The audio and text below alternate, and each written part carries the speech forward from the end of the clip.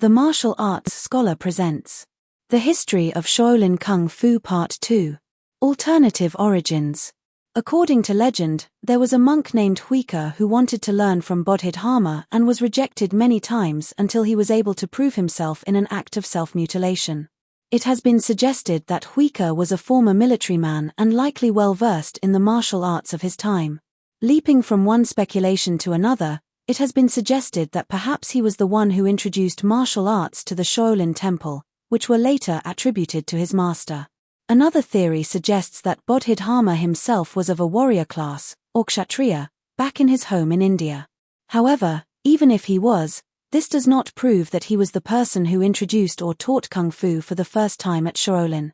There is also a glaring contradiction between Buddhist philosophy, which emphasizes peace and harmony, and the war, violence, and chaos inherent in any form of fighting.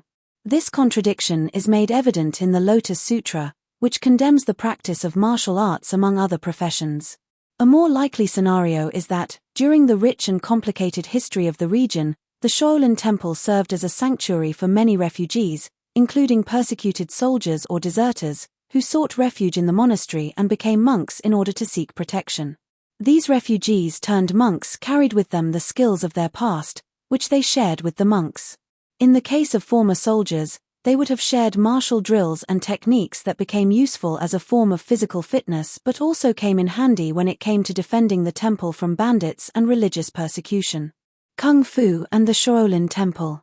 The Shaolin Temple stele, one of many but considered the main stele, describes the relationship between the Shaolin Temple and its monks and their role in the establishment and expansion of the Tang dynasty. However, it does not specify exactly what that role was. It has been suggested that this somehow proves the martial prowess of the monks, but again, this is speculative. As the centuries pass, there is growing evidence and references to the Shaolin Temple and its role in Chinese history and its relationship with Kung Fu. During the Song dynasty, 960 to 1279, there were references to this relationship. One such reference is the Long Fist of the Taizu Emperor, a series of martial art techniques allegedly created by the Song Emperor that were based on the forms practiced at the Shaolin Temple. During this period, there were also performative martial dances that included the 18 weapons that are now associated with Shaolin Temple Kung Fu and other martial arts, which include, among others, the sword, the nunchaku, the staff, the axe, and the spear. While this is not proof of Shaolin influence, it shows that martial arts were already an important part of society at the time. Mongol rule, Yuan dynasty.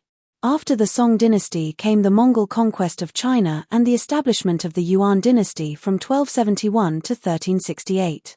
While there aren't any direct references to Shaolin martial arts, there was an undeniable relationship between the Mongol rulers and the Shaolin Temple. The Mongols had their own forms of martial training that mainly included horseback riding and horseback archery, which proved essential in their ability to establish the largest contiguous land empire in human history. A traditional Mongol pastime was wrestling, which, albeit speculative, could have exerted some influence on Chinese martial arts. There was also the influence of the weapons ban and the ban on the practice of armed martial arts established by the Mongol edict in 1322. Like other bans before and after, this likely fostered the development of unarmed combat techniques. This particular edict, however, did not ban wrestling, unarmed combat, or staff fighting. Thank you for watching. Please like, share and subscribe.